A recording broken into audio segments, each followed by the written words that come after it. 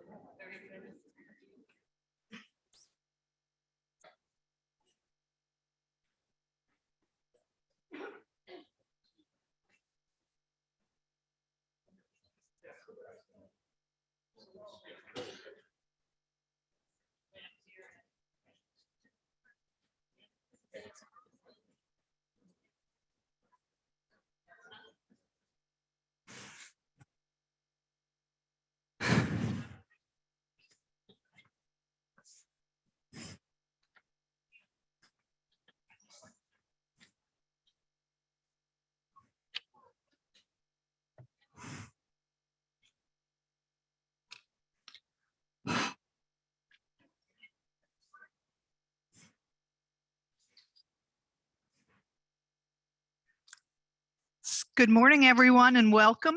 My name is Chris Rebelo. I'm the Senior Director of Communications here at the Buck Institute. I'm taking a moment to enjoy people in this room. The first thing we want to do is give ourselves a huge round of applause for being here.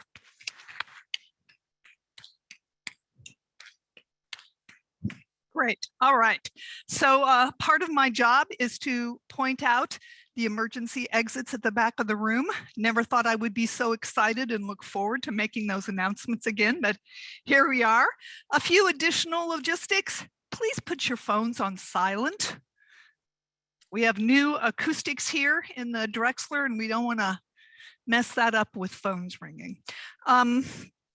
Also, I hope you all got index cards as you walked into the Drexler this morning. These will be used for Q&A. So write your questions down. When the time is right, we'll collect them and then they'll all come up to me and we'll use them during our conversation with Dr. Verdon. A reminder, even though Eric is an MD, this event is not clinic time. So we ask you to please have your questions be as general as possible because I don't think he wants to give specific medical advice today. I want to welcome those of you who are on Zoom today. You also have a chance to participate. I think by now everybody's familiar with the chat function on Zoom. So if you ask questions, they will get to me and I'll try to get to as many of them as possible. So I think that takes care of all the logistics. I'll be back in a bit. Without further ado, I want to introduce Brian Van Weel, our Chief Philanthropic Officer here at the Buck.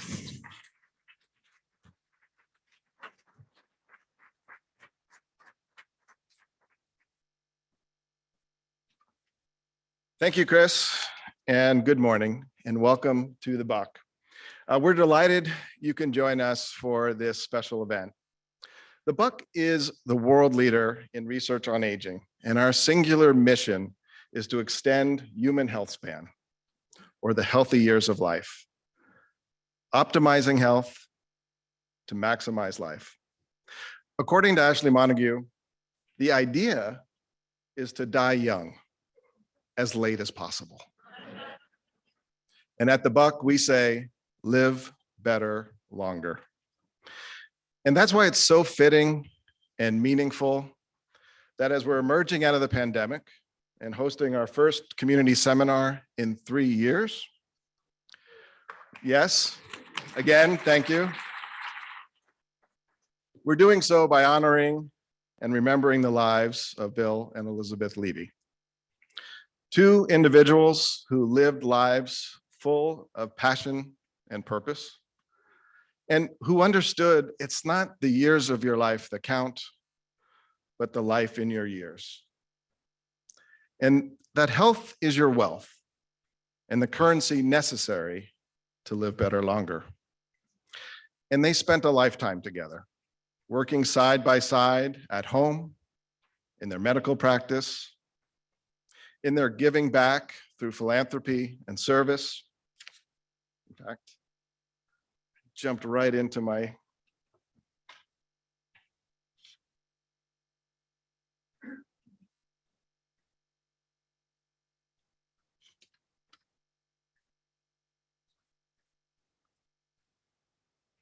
Let's see.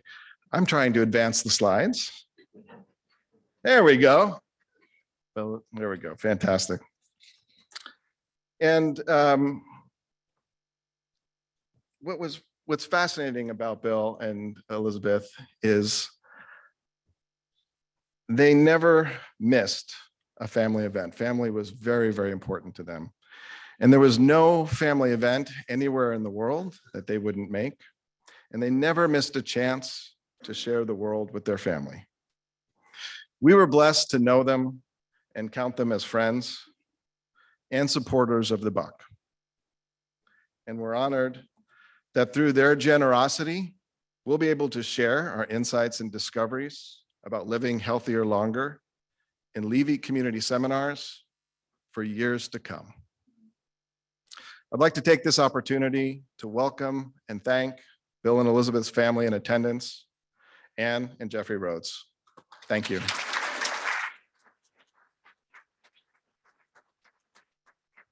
I'd also like to recognize Buck trustees joining us today. Trustee Matt Carbone, Trustee Afaf Malis,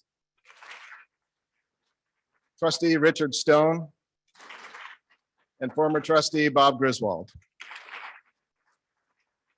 Thank you for your leadership and service.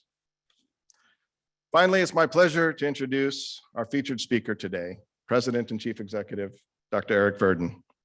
Since joining the Buck in 2016, Eric's vision and leadership has led to unprecedented advances and successes here at the Institute, firmly establishing the Buck as the leader in research on aging and charting a course for how Buck research will ultimately transform our understanding of what healthy aging looks like and how we can achieve it. And today he'll share some of those insights with you. So please join me in welcoming to the stage, Dr. Eric Verdin.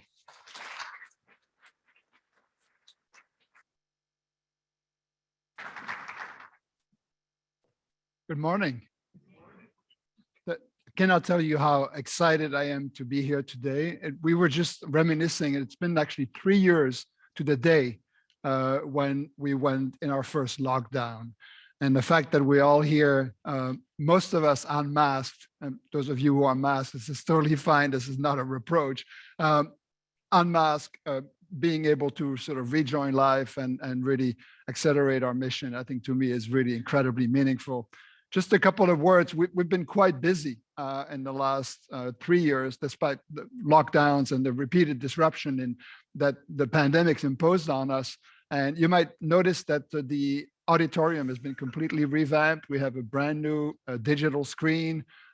We had a lot of complaints in the past about the sound system. So you can see on the wall these absorbing structures. The back is all padded. Can you hear me better than you used to in the past? That's good. I can see here heads acquiescing. So let me just move on to my first slide. So despite COVID, we have continued to accelerate our mission in the last 3 years in many ways that are quite significant. And I want to highlight a few of them. As you know, our community, all of you representative of our Marin community and the Bay Area at large, are really incredibly meaningful. I mean, this is why we do the work. And there are no other events that I do or speak at that inspire me more than to see people who really embrace our mission and are excited about what we're doing. And so when the pandemic came in, one of the ways in which we thought we could actually help you and help our community was to bring some of our knowledge. And as you might not know, I was trained as a virologist. I spent the first 20 years of my scientific career working on HIV. And it's through our work on HIV that we ended up cloning a family of proteins that were involved in aging. So that was the way in which I got into aging. My wife, some of you might know her, is the head of a virology institute at the Gladstone Institute in San Francisco. So the Gladstone. So we are, we're still very much immersed in virology work. And so one of the thoughts that we had initially when the pandemic came was to start a webinar, and we were able to invite a number of people that you might see on top of it, and some of them very illustrious, such as Larry Brilliant, who actually lives in Marin, is a pioneer in virology. Robert Redfield, who was the head of the CDC. Sue Desmond, who was the head of UCSF, and so on. I hope you found those helpful. We certainly enjoyed putting them together. Other things that we were involved in, for some reason today the clicker is not working.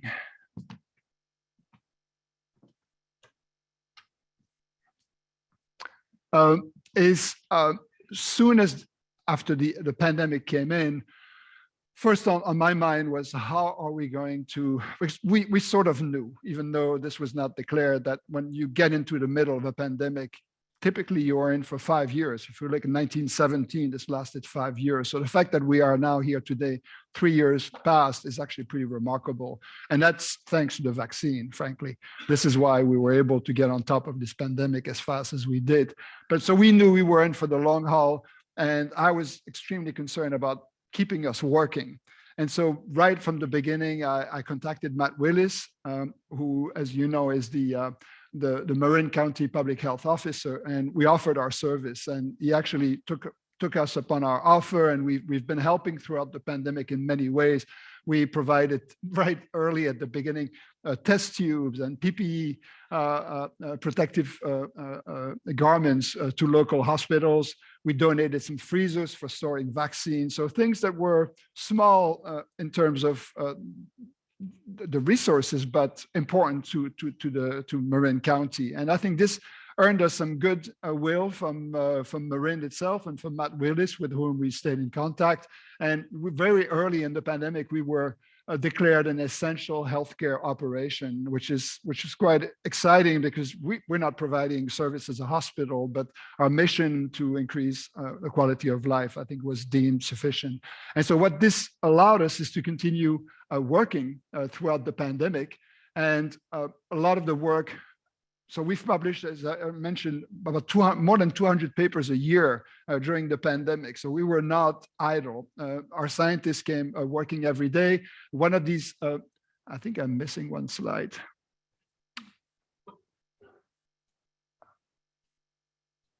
This thing is driving me crazy, frankly. And I think Brian, okay, yeah. So we'll go back one more time. So one of the papers that we contributed to was from a colleague at the Gladstone, actually, Nevin Krogan. And you can see the number of authors. This is atypical for a paper. This was a landmark paper in the field of COVID, because it identified a whole series of drug targets. Now, we're all focusing on vaccines, but there's a recognition that to really get on top of the pandemic we will need drugs that block the virus. And we've been able to generate drugs that block HIV. And I can tell you there are a lot of clinical candidates, some based on this work, that are slowly merging into the clinical practice, so that at one point COVID will become a disease for which you take a drug. Even if you've been vaccinated, you know you can still get it if you've been vaccinated. The effects are mitigated, but a drug will be an important aspect. And so we were part of this really important work with Nevin.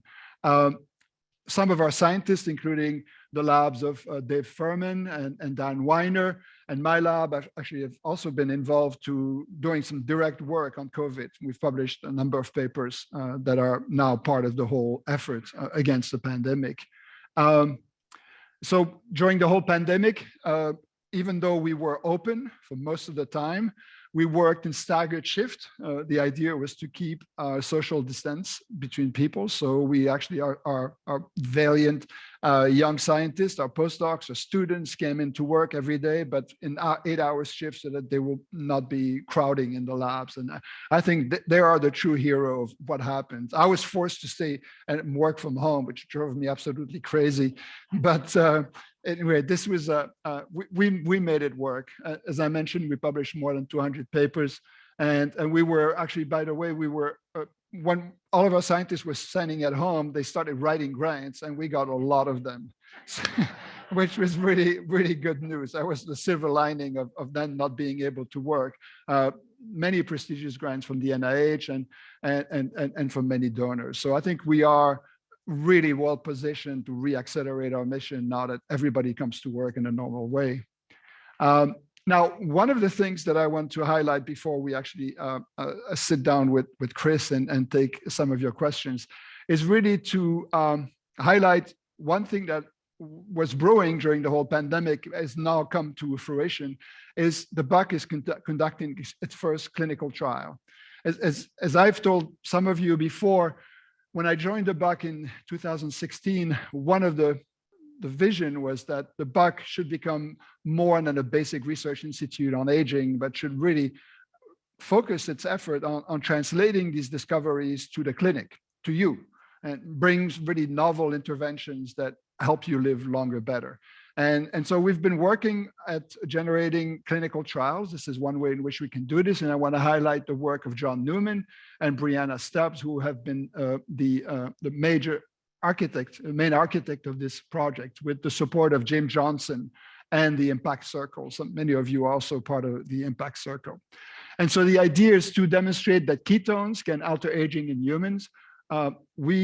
John Newman and myself, generated this new ketone product, which allows you to enter a state of ketosis. Many of you know about the ketogenic diet. This is one of the hallmark of the ketogenic diet. This little molecule there in the middle. It's called beta hydroxybutyrate. It's a ketone body. And this is what you do, what your body, your liver makes when you enter the state of ketosis.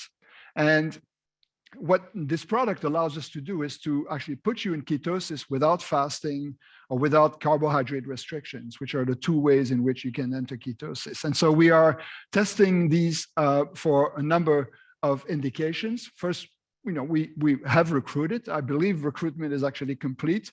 And so if you were hoping to be part of a clinical trial, this one is closed, but there will be more. So I think, and if you stay in touch with us via the newsletter, you will hear more about other opportunities. So we're testing the effect of these ketone bodies on aging and a whole series of markers that are listed at the bottom slide. So I won't go through all the details of the clinical trial. The only thing that I want you to remember for this was funded by a philanthropic donation. And this is really key for us. Quite often when you start something that's truly novel and potentially revolutionary, there's no money from the government. The government is very generous in its support, but they like more established type of products. So the role of philanthropy for us is really to push these cutting edge types of projects. And again, there will be more coming in the future. And I will stop here and invite Chris on stage, and we will move on now to a Q&A type of event. Chris will have a few questions, and then we will take all of your questions. Now is probably the time, if you have some things burning on your mind or on your tongue, to write them down and share them with us. Yeah, so now is the time. If you have questions, pass them to the center aisle or the outside aisle. We will collect them. And also for folks on Zoom, you're supposed to enter your questions in the Q&A. So, and after she collects the questions, Chloe's going to come and advance the slides, so you and I don't have to worry about that. So can you hit the first slide? Is it going to work? Oh, this one works. Great. So while we're waiting for your questions, I did want to circle back with Eric and talk about COVID 3 years ago. We were in the thick of it. So what have we learned? What's science learned about COVID? COVID, many of you have heard about what we call the chronic diseases of aging: heart attack, stroke, macular degeneration, sarcopenia, which is a loss of muscle mass, Alzheimer's disease, Parkinson. So these are many forms of cancers. These are diseases for which the major risk factor is your age. And what our mission is to try to use our understanding of the aging process to combat these diseases. What we've learned during the pandemic is that COVID itself is a disease of aging, not to be infected. Anyone can get infected, but how you react to the disease and the complications. And the reason I'm showing you this slide is if you look at the relative risk of cases, I'll show you right here, actually, I can stand up, cases, you can see it doesn't matter how old you are, your risk factor as a function of your age is always close to 1. But if you look now at the risk of hospitalization or death, look at the numbers as a function of age. 3.5-fold when you're already 30 to 39, 350-fold increase risk of death if you're older than 85. So the same thing for hospitalization. It goes from 1.5 to 8 to 15 times if you're older than 85. So this really defines COVID, the complications from COVID as a disease of aging. And so we've been very busy trying to apply, again, our understanding of the aging immune system to try to understand why is this. Not every disease becomes more prevalent with aging, but clearly COVID is. It also has brought back to the front that I could show you the slide with the same number for influenza and for RSV. And so two viruses infection that disproportionately killed the aged. And so there's a really big need to understand what is happening in the immune system as we age, and how can we change this to actually mitigate the risk of these infections. Got it. Let's go to the next slide. Let's see if you can get it up. If not, we'll ask Chloe to advance it. There we go. There we go. So give us a quick overview on the immune system. So yes, there are two forms of, so the immune system as we age becomes disrupted. It doesn't function as well as it could. And there are two major findings. So there are two forms of two immune system. One, what we call the innate immune system. Think about it as the immediate response if you get infected by a virus or by a bacteria or a fungus. That innate immune response will be triggering a protective mechanism which is not specific to that invading agent. Now, what we know is that the innate immune system is actually abnormally activated during aging. This is what we call chronic inflammation of aging, inflammaging. And that's actually that chronic inflammation becomes the risk factor for all of these diseases that we've talked about. Now, the other part of the immune system is so-called the adaptive immune response. It's called adaptive because it adapts to whatever is the invading agent. If you get infected by a virus, that part of the immune system will become educated, will recognize it, so that if you get reinfected later, you will be able to knock it down much more quickly. That's the basis for vaccination. And unfortunately, that part of the immune system is not overactivated. It becomes deficient as we age. And you might not know this, but if you are older than 70 years old and you got vaccinated by COVID, in close to 30 to 40% of the cases, the vaccine doesn't work. You still get the benefit of it because your surrounding family, and this is why we're not restricting vaccination to elder individual, vaccinate the whole population because we mitigate the risk of viral spread. But so there's a big need to really understand how can we actually maintain an effective immune response, effective vaccination in the elderly. And this is another area on which we are working. Great. I think there's one more slide for you to talk about. So you're going to talk about lifestyle changes a lot today. I know this is one of your favorite studies, one of your favorite slides, so have at it. It is, so it's worth standing up. So if you think about the buck, you might be wondering, what are you doing? How do the lab works? And so there is part of the Institute is really working on the cutting edge, understanding aging processes and pushing the envelope in animal model systems. Now, animal model systems is fruit fly, a little worm called C. elegans, yeast, mice, and so on. Now, and we can really do amazing things in these model systems because we essentially can manipulate anything we want. The animals live short periods of time so that the experiments are rapid. And a lot of our work of really understanding aging happens in these systems.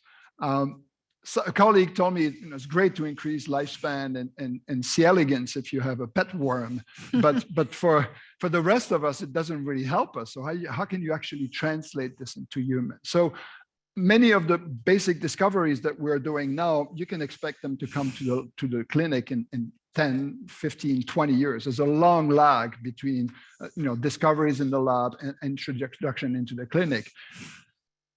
That's one vision of the buck. The other vision for me, which is probably even more important for you today is, what can I do today? When you come here, you're not listening to me thinking about the drug that's going to come in 20 years, but you're wondering, what can I do today? And the two factors that I would like to mention to you is the fact that, first, your life expectancy and your health expectancies are mostly determined by your lifestyle factors. So that's the thing that I want all of you to leave with as a message. 93% of your health span and your lifespan are determined by life factors. You can't blame your parents. You can't blame the buck. It's on you. And actually, we are, by the way, we are incredibly fortunate. I suspect most of you live in Marin. We have we have the longest life expectancy in California and one of the longest in the country. And I was just told recently that Ross has actually the longest life expectancy in California, 88 years old on average. So that what that number tells you is, and I know not everybody in Ross is living an optimal life in terms of health span. So that tells you that we've made the prediction that if all of you were to be optimized in terms of what you're doing on an everyday basis, most of us could expect to live to 90, 95 in good health. Now think about this. This is not the reality that we have today in America, where most people actually live on average to 76. And most people actually, by the time they reach 65, already are starting the chronic disease of aging. So to me, that number 65, which is today the normal health span of an American living in the country, versus 95, that 30-year delta is the thing that you can work on today. And so what do I mean by lifestyle? I've just brought up a paper here that we've read recently that I thought was really an amazing paper for a certain number of reasons. One, it listed a number of these buckets that I call, which are the areas in which you can focus. Regular exercise, moderate or no alcohol consumption, no smoking, high quality diet, and maintaining a healthy weight. Think about each of those as a bucket that you can fill. You don't need to fill all of the buckets every day, but everything you put in any of these buckets is going to help you live longer, better. So that's really an important message. Now, one of the things that's been shown is every one of these risk factors. So every one of these factors actually work together on top of each other. You might say, well, I have an optimal diet. Does it matter whether I exercise or whether I don't smoke, whether I do this and that? It turns out that they stack up. The more you add them on together, if you can optimize every one of those, you can get an extra 12 to 14 years of healthy life, which by itself, to me, is an incredibly important number. And I think there's more to this. There's sleep, there's stress mitigation, there's a whole series of other areas that I hope we go through together as a group. Great. Let's go to the next slide, which I think is the pretty picture. Okay, lots of great questions. Thank you very much. We're going to start off with some of these lifestyles. The question is, what is moderate alcohol consumption? I don't know why I thought people would be interested in that one. This is a tough one because it gets me into trouble every time. It's with some of my trustees. The first thing to know is that there are no safe amount of alcohol to drink. That's the harsh reality. Alcohol is a toxin. There's no other way to look at it.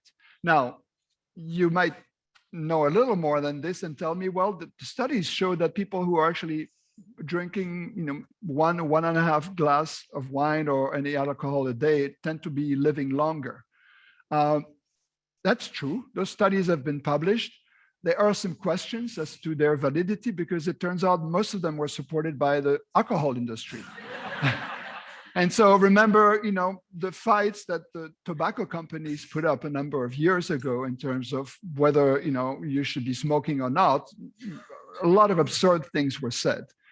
Now, does that mean that you should not drink? The first thing I want you to go home with is to think, do not drink for your health. So if you're drinking 1 glass of alcohol every day, thinking, well, this is what the studies show, and therefore I'm going to help myself, that's not a correct argument.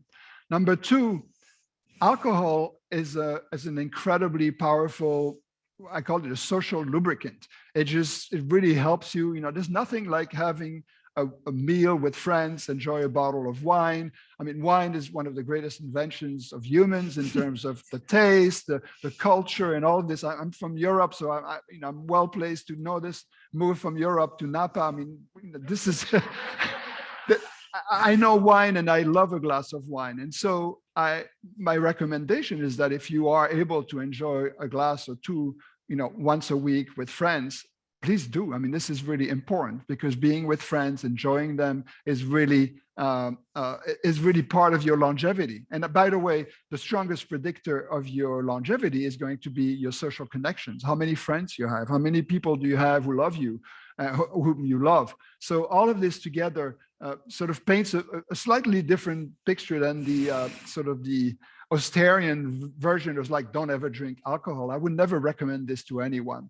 And so enjoy it, but in moderation. Great. This question relates to lifestyle issues. Something that happens a lot as we get older is chronic sleep deprivation. So just a question about what do we know about that? Why does it help? And also, I read something recently that sleep also impacts vaccinations, right? Sleep impacts everything. Think about it as the rest cycle in an engine or anything, if for those of you who are mechanically inclined, in particular for the brain, but for muscles and for every part of your organism. Sleep is an incredibly important mechanism for your body to repair and to fix. And we know that sleep deprivation is actually is extremely toxic, worse than smoking. We know, for example, shift workers actually have a dramatically accelerated aging because they constantly have disrupted sleep. And the fact is also we live in a society which is chronically sleep deprived. Why is this? It used to be first the invention of electricity. Remember in the olden days when the sun went down, people turned on a candle. This was a glowing red orange, which we know does not trigger your brain. Now we've replaced this by light bulbs, which we keep up late. And now screens has become an incredible disruptor. And many of you, I suspect, are aware of the effect of blue light. So your brain is really uniquely sensitive to blue light as the trigger to keep you awake. And many of the screens that we use actually have very intense blue light. So I tell people, either buy orange glasses. Some people who wear those. They play so what you do if you're watching screens until 10, that includes TV and includes everything else until 10 or 11 o'clock, you're telling your brain that it should not go to sleep and you're staying awake. You go to sleep, then you have to get up in the morning, and of course you haven't slept enough. Most of us need to sleep 7 to 8 hours a day. 7 to 8 hours a day. Now, some people will tell you, well, I don't need to sleep. There are people who need to sleep much less, but they represent less than 1% of the population. And some of these people manage on 4 or 5 hours of sleep. For most of us, if you're sleeping that you're needed 7 hours, you are slowly doing some damage. And so I tell people, why is this important? Your brain, which is the organ that probably needs the most sleep, is really relying on this rest to rejuvenate. I don't know if you've ever done the experiment on yourself. If you're not sleeping well one night, I can speak for myself. The next day I'm craving carbohydrate. The next day my diet, everything, I don't feel like exercising. I don't feel so. Think about your brain as the command center. If you're rested, you are actually much more likely to have a healthy lifestyle the next day. So now, how do you know whether you're sleeping enough? And I think there's a very simple test. Can you sit in front of the television after dinner at 8 o'clock at night without falling asleep for 2 hours? If you can, you're fine. If you're falling asleep, that means you are sleep deprived. And so that should be a signal for you to say, okay, what do I need to do to optimize my sleep? And I won't go through the whole series of tests. There's something that Matthew Walker, a professor at Berkeley, wrote a beautiful book, Why We Sleep, which discusses a process that we call sleep hygiene, which is a whole series of interventions or things that you should be aware of that will disrupt your sleep. And by the way, the biggest sleep disruptor is alcohol. I mean, I've seen it for myself. It just completely messes up your sleep, especially if you drink late or after dinner and so on. Heavy meals, blue light, a bedroom that's not ventilated, noise, light. So there are a lot of tricks that you can do to optimize your sleep. And having gone through that journey myself in the last 5 years, I used to accept at face value the idea that if you get older, you don't sleep well. And I wasn't sleeping well. After about 4 years of working on this every day, trying to see, okay, what makes a difference? I'm happy to tell you I'm sleeping like a baby. and so there's nothing written in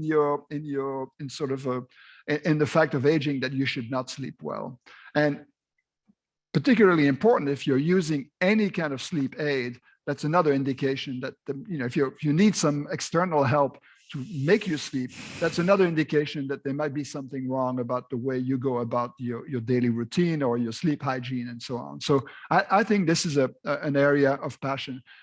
I'll tell you also one experiment. I have a graduate student, Daria Timomina, in my lab, who joined the lab and told me, I want to study the effect of sleep deprivation of aging. And so we have in the lab, those of you who come and visit at some point, be happy to show you these little machines. It's a cylinder with a rotating rod at the bottom. And so we can put mice in these chambers. And because the rod circles around at their feet, they can't sleep. Every time the rod goes around, which is every 30 seconds, they have to wake up. And so we are able to induce chronic sleep deprivation. And who has heard about cellular senescence in this room? Cellular senescence. So this is a process that's associated with aging. Judy Campisi, our faculty member, has been a pioneer in studying this. And this is a permanent mark in terms of aging that you cannot get rid of unless we have new drugs that will get rid of these senescent cells. These senescent cells are toxic. What Daria, my student, found is that if we subject mice to a 1 month sleep deprivation, their senescent cell burden increases, which means we transform, because a lot of people say, well, I don't sleep well during the week, but I catch up on the weekend. That's already number one no. You never catch up. What we found is that the sleep deprived mice actually have an increased burden of senescent cells, meaning we've transformed a transient disruption, sleep deprivation for 1 month, into a permanent mark in these mice. And so that's one thing to remember. Some of the effects the lifestyle effects actually might be reversible, some might not be. And I'm convinced if you think about aging, it's a cumulative process. The more insult you add to your whole system, the faster you're going to be aging. Great. I hope I'm not depressing all of you with this. So we got this question from the Zoom audience, but there are other questions too. People are interested in supplements and what they can take. And there's a question here, should I take rapamycin? So I know rapamycin isn't the only thing that people are considering, but let's use this as the starting point. That's a great question, because for those of you who are biohackers or following the whole aging field, there is a proliferation, right? An explosion is probably a more adequate word, of these supplements coming online that you can buy on Amazon and left and right. There's also the case of rapamycin, which is an approved drug that you can actually have your doctor prescribe if he will. And I think rapamycin and the supplements rapamycin and metformin are drugs, approved drugs. Supplements is another completely different category. Now, why are they different? To put a drug on the market and have it approved, there's an incredibly long, rigorous process. You have to go through the FDA, you have to demonstrate indications and so on. So rapamycin and metformin are approved drugs. They're not approved for aging. Rapamycin is used in patients who receive a transplant for immunosuppression, and metformin is used as an anti-diabetic drug. Some of you might be taking it. It's called glucophage. It's actually, and metformin and rapamycin are very different. Metformin is very safe, been given to hundreds of millions of doses, very little level of concern there. Rapamycin is a whole other ballgame.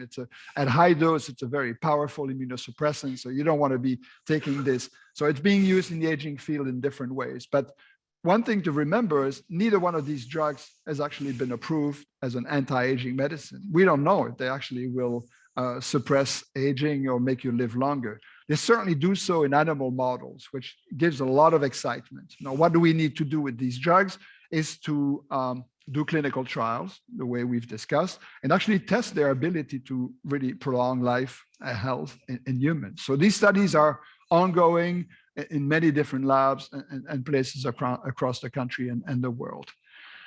The situation is very different with supplements. So supplements also are emerging.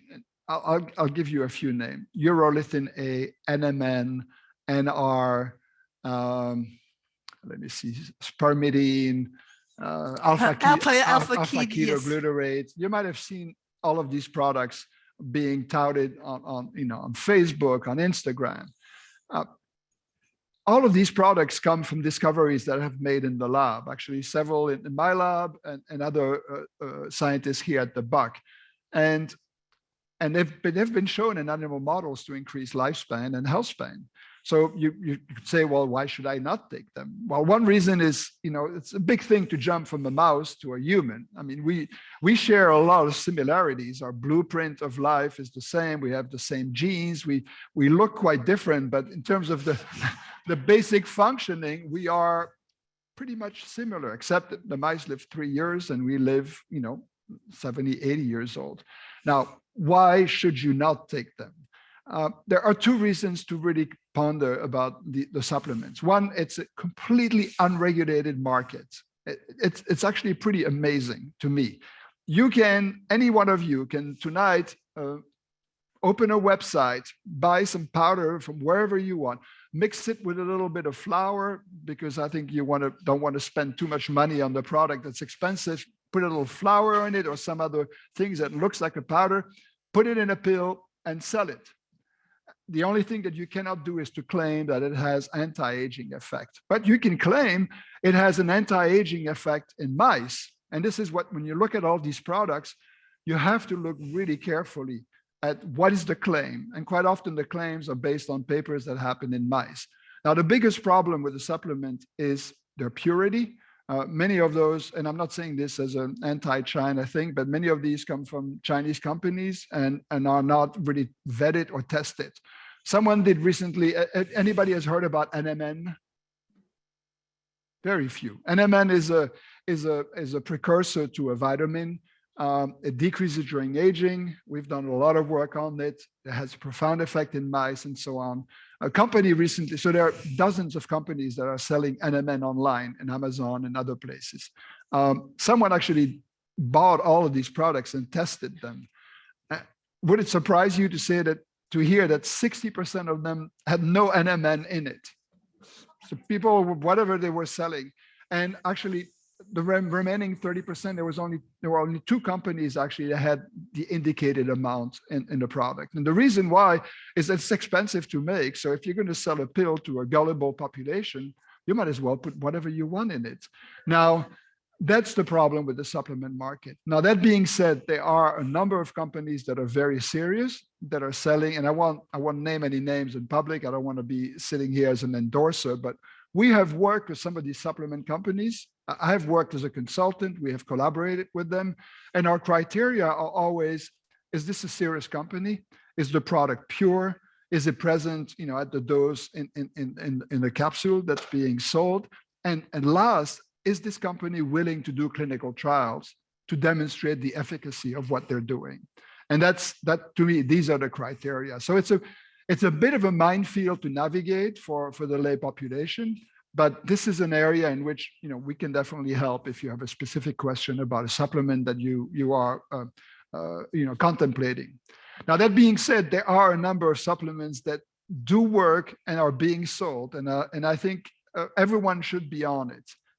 Omega fatty acids, clear indication, clinical trials after clinical trials showing an effect. So if you're not taking an omega fatty acid, this is something to research and then to take it. And I suspect, there will be more and more of these coming online in the future.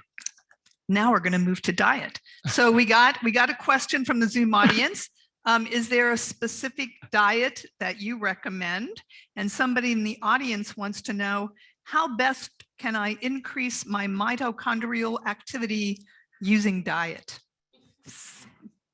That's a very good question. So first, let's start with the diet. Oops, I think my thing is, I'm going to put it in my pocket. There is a plethora of diets. And you've heard, I mentioned the ketogenic diet, paleo diet, Atkins diet, this diet, that diet. None of them, by the way, proven to work, except for Dean Ornish's diet, which was shown to be reversing heart disease. And that was one clinical trial. And I think this is sort of looking at the problem in the wrong way, because what's most important is not what you eat, in my opinion, although there are some common rules of, a well-balanced diet should be. It should have a mixture of carbohydrate, protein, and fat, and healthy fat in particular. It should be rich in all the vegetables. It should be very strictly reduced amount of saturated fat, which is all animal fat. So fish, vegetables, some amount of healthy carbohydrates, slow carbohydrates. So there are a number of books actually that are, and I'm blanking on the name of the Berkeley guy who wrote this incredible book. You probably remember. Someone knows in the audience. Michael Pollan. Michael Pollan, thank you very much. So this is a book to read. And if you really want to know what a healthy diet looks like. So don't go into the fad diet, this diet, that diet. They all work temporarily. Eventually, they don't work. The key is really a mixture of diet and physical exercise if you want to maintain a healthy weight. Now, one aspect that's not being discussed enough, in my opinion, is not so much focusing on what you eat, is more focusing on when you not eat. And it turns out many of us are eating way too much. And we not only eat too much in terms of the amounts, but in terms of the number of hours that we impose on our system.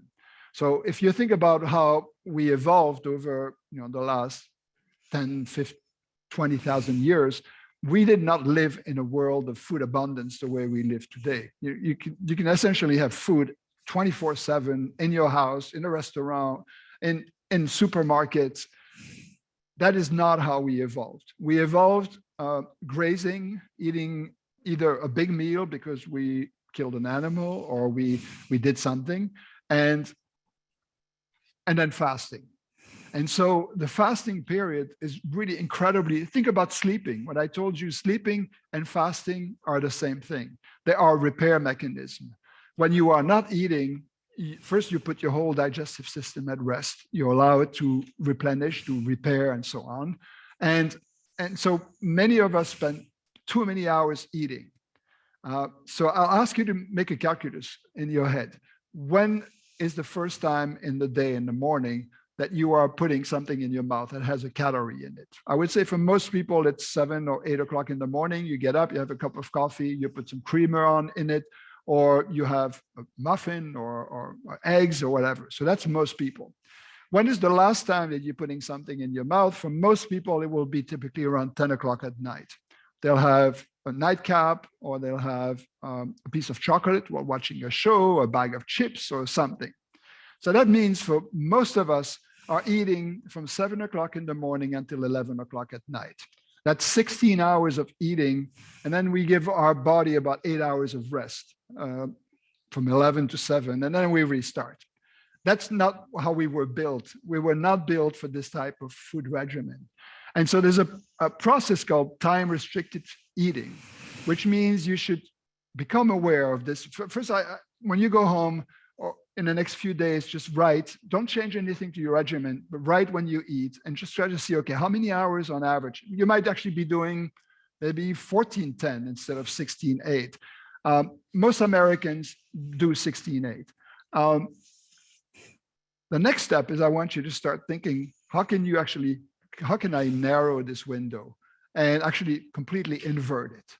I do 8:16. I eat 8 hours of the day and I fast for 16 hours. That means I start eating at noon, typically, noon to 1, and by 8:30, I'll be done. That means the rest of the time I'm not eating.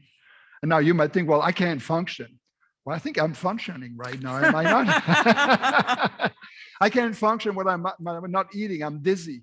I can't exercise. I can't do this. You can do anything when you're fasting. I go for a 4-hour bike ride in the hills of Marin fasting. I've never had a problem. No, I didn't do it from one day to the next. Your body needs to be trained at generating a good fasting response. And I think so. This is where once you've had a chance to actually look at what is my regimen, start shifting it by 1 hour. So let's say you're having your first cup of coffee in the morning, and you're not a breakfast eater, but you still need your cream and your sugar in your coffee. Try black coffee. I cannot drink coffee with sugar and cream anymore. It just doesn't taste good once you've gotten used to the real thing. The same thing, if you had that coffee at 7 o'clock, move it to 8, move it to 9, and slowly try to change and see how you're feeling.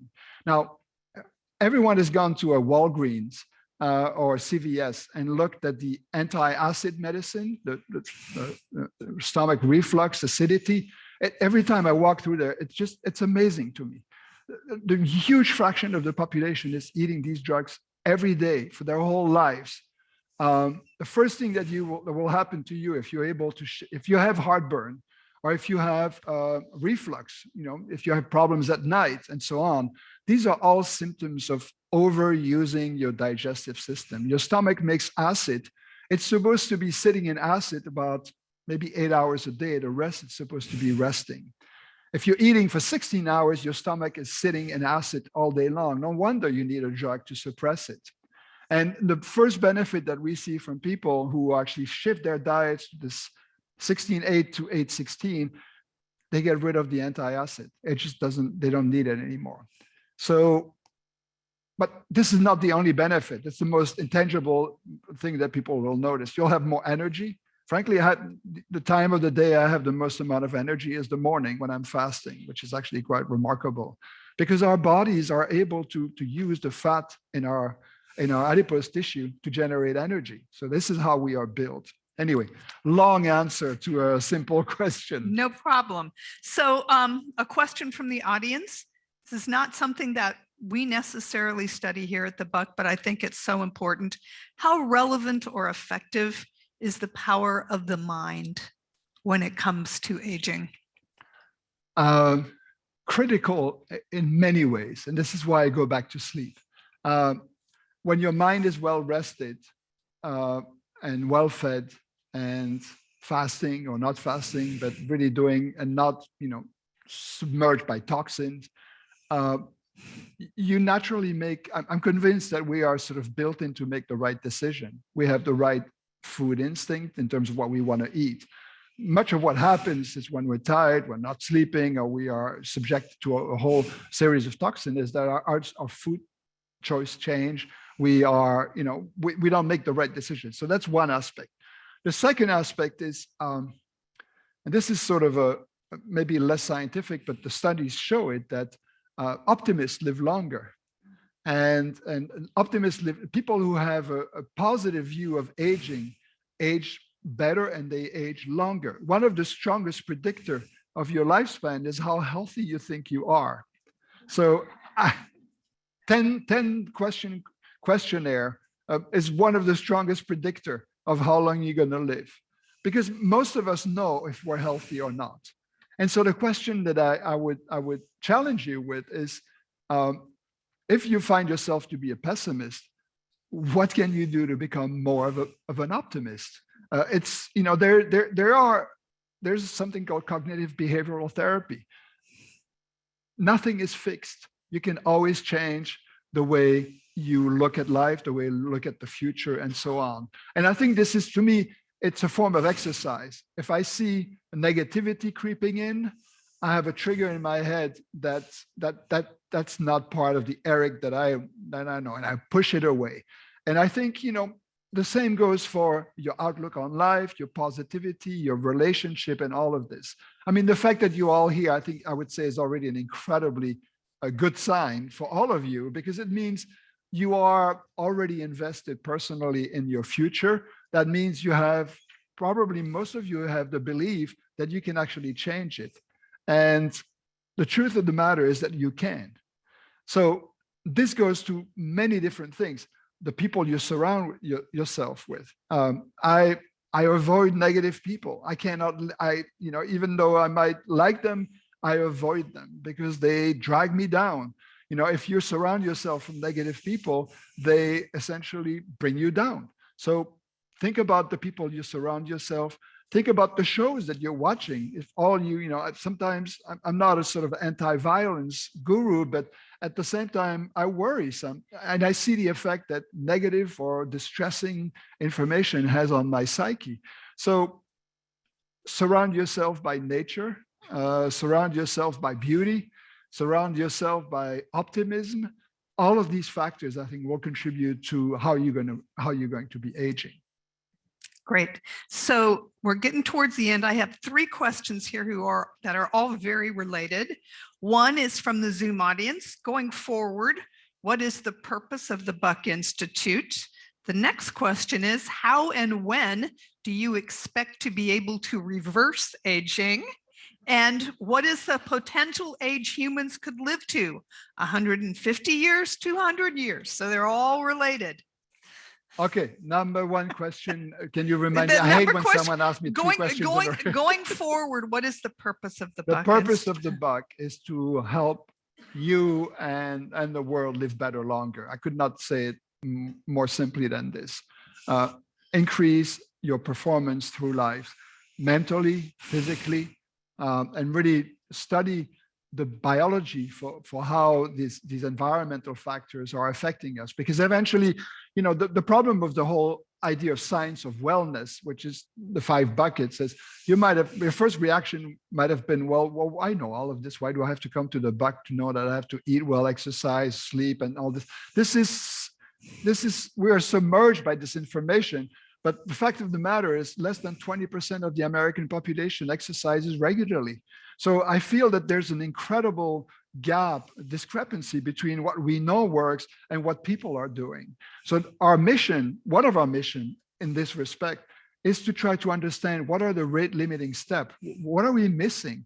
What is the psychology of humans that would, that prevents them from actually embracing these things that are going to color their whole lives?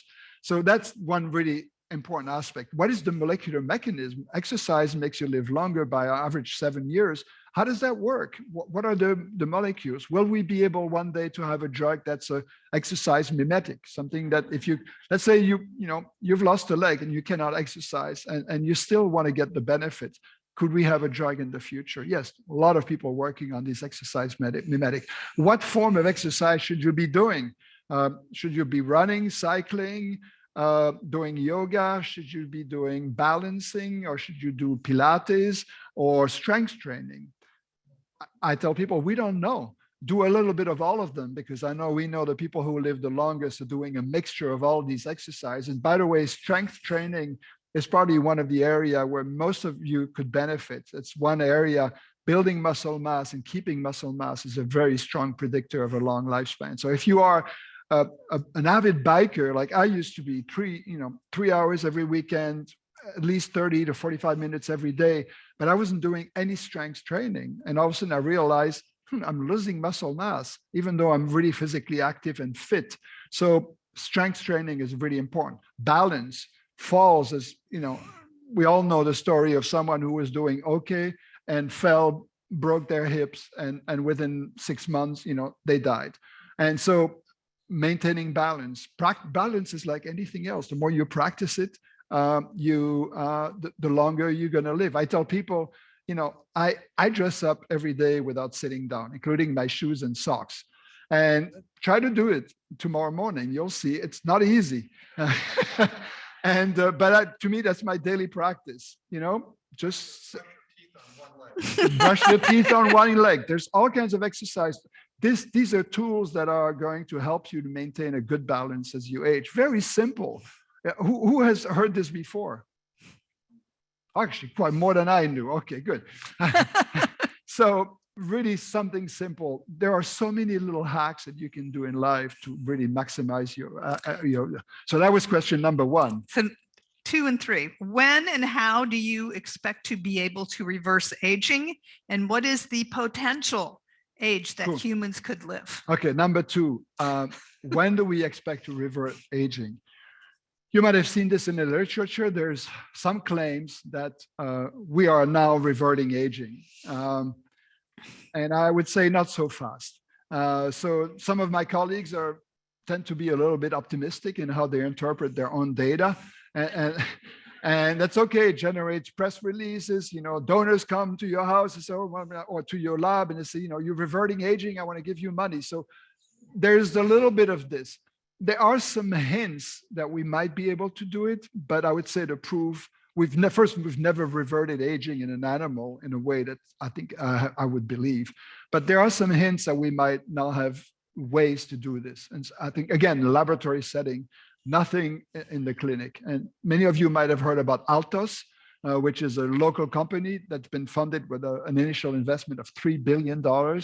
And this company is going to be focused mostly on reverting the aging pathways. And we can do this in cells individually, which is really interesting. The problem when this was moved to animals, they got tumors. That's not really a way to increase your longevity. The animals look rejuvenated globally, but they got tumors. So again, too early for prime time, certainly not ready for humans, but really exciting venue. Last question, which I think is another one that some of my colleagues actually like to get a lot of press by making statements that I think are not warranted, is what is the maximum human lifespan? So there are 2 aspects to this. The first one is there have been tens of billions of humans living on Earth over the last years. So we have a lot of data on how long people lived.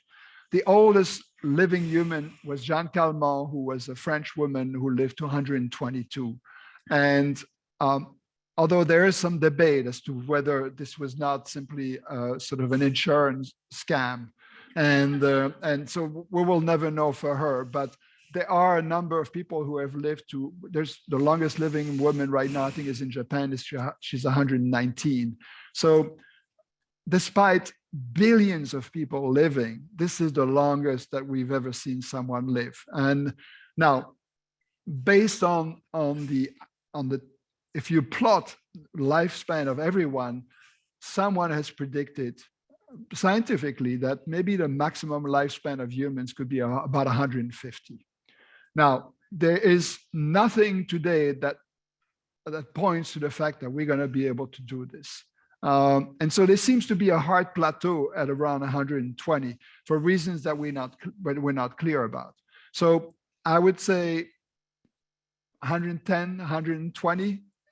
If you are, it turns out I told you the numbers about genetics, 7% versus 93% for environmental factors. That's true for all of us except for the centenarians. So the people who tend to live very old today actually have very special genes, and there are many labs trying to understand what is it that allows them to live longer, because frankly many of the existing centenarians don't have a particularly healthy lifestyle. And I'll tell you one good story. I have a friend in New York near Barzilai who studies these centenarians, and he told me the case of this woman Esther, and she started seeing him when she was 102. And he was stunned because she was smoking in his waiting room.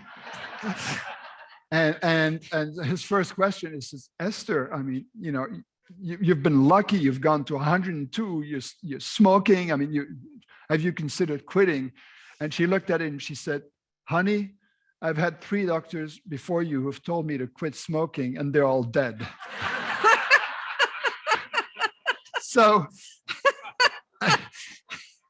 from what I know, she is still smoking, but she was really an amazing example, because she has there were 4 siblings in her family. All 4 of them died centenarian: 102, 104, 106, and 108. So really something very genetic in that family. For most of us, it's still environmental. So now, all I'm telling you about maximum lifespan is based on what we know today. And I cannot prevent myself from imagining even a better future. Biology right now is accelerating at a pace that I have never seen. I've been doing this line of work for now 45 years, and we're doing things that I would never have dreamt of when I started. It's the same sort of intellectual gap as you think, from some of you who used the first Hewlett-Packard calculator to having an iPhone in your pocket. This is the same acceleration that's happening in biology. We're doing amazing things in the lab.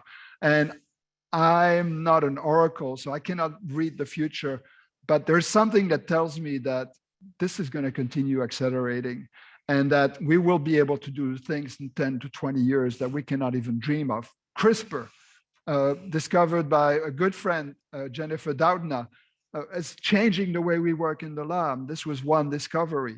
How many more CRISPR-like things are there out there that we will be able to deploy in our effort to combat aging? So I cannot help to be optimistic about what the next stages are or will be.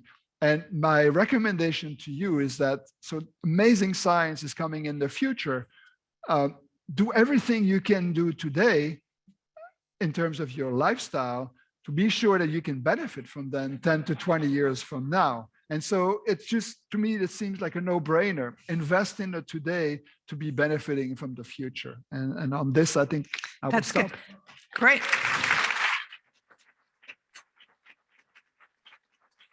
So a couple things before you go on your way. I know there were some folks who had questions about tours. Our current plan is to start back with our public tours sometime in April. You can get on a wait list on our website under events. There's a contact us. There's a way you can sign up for tours. Also, we got a lot of questions about the bike study. We all had already talked about that. I'm going to hang around for a little bit. I wrote the news release on bikes, so I kind of know about it. So if you have any questions, feel free to come to me and ask me. And then finally, I would be remiss if I let you go out of the room without making a fundraising pitch. So if you enjoyed the event today, if you want to support our work, I really encourage you to listen to your most generous self and consider giving a gift to the buck. They do make a huge difference here. We talked about the bike study. That was funded by philanthropy, by local donors who really want the buck to succeed. Thanks again to the Levy family. Levy Community Seminar, they're helping us educate you.